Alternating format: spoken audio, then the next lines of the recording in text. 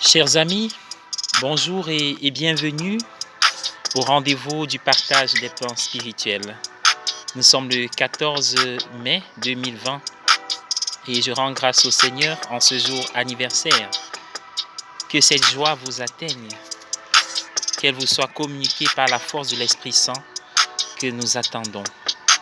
Oui, je voudrais insister sur deux mots essentiels qui reviennent souvent dans l'Évangile, de la bouche même de Jésus. Et aujourd'hui, il en parle, les commandements et la joie. Jésus dit, nous demeurons en lui pour porter des fruits. Nous avons parlé des fruits hier, en disant que c'est en restant dans la communion avec Dieu que nous pouvons porter des fruits. Mais comment joindre commandement et joie? Parce que nous savons que les commandements renvoient à l'exercice d'une certaine responsabilité, à l'obéissance à un devoir, à la recherche de l'instauration de l'ordre, de la discipline et de la loi. C'est ça un commandement, obéir à un commandement, une responsabilité. Mais comment à côté de cela être dans la joie? Nous savons que ce qui nous contraint ne nous rend pas toujours joyeux. Mais pour le comprendre, il faut revenir sur la nature de Dieu. Dieu est amour et il est la joie par excellence. Mais quant à nous, notre âme a été façonnée à l'image de Dieu. Nous sommes comme connectés et câblés sur Dieu lui-même. Voilà pourquoi le psaume dit « Goûtez et voyez comme est bon le Seigneur ». Et justement, nous goûtons, nous voyons comme le Seigneur est bon quand nous nous approchons de lui. Ainsi donc, accueillir Dieu, c'est accueillir celui qui est don essentiel, parce que Dieu se vide pour l'autre, pour le bonheur de l'autre.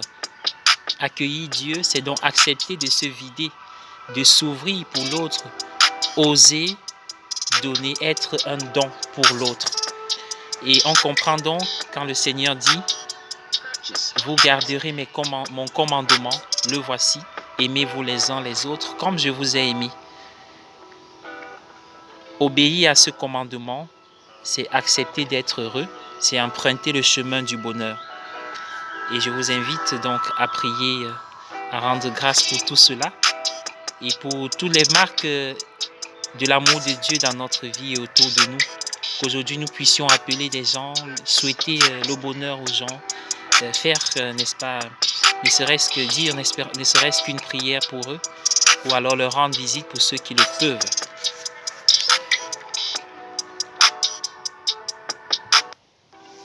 Avec vous, cette inspiration.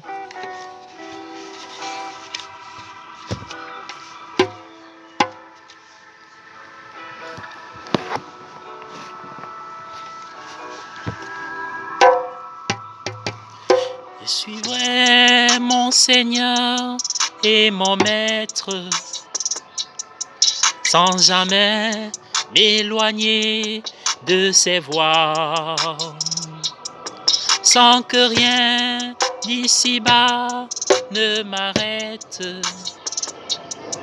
et sans rien que le son de sa voix. Je vivrai de l'amour et de grâce, de la joie que son cœur va donner, sans que rien ici-bas ne m'arrête.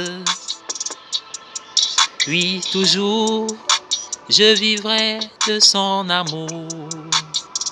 Je partagerai l'amour que j'ai reçu et je resterai dans le cœur de Dieu.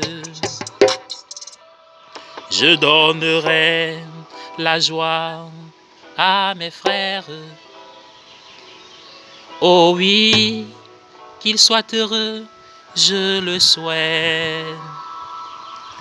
Je suivrai mon Seigneur et mon Maître, sans jamais m'éloigner de ses voies.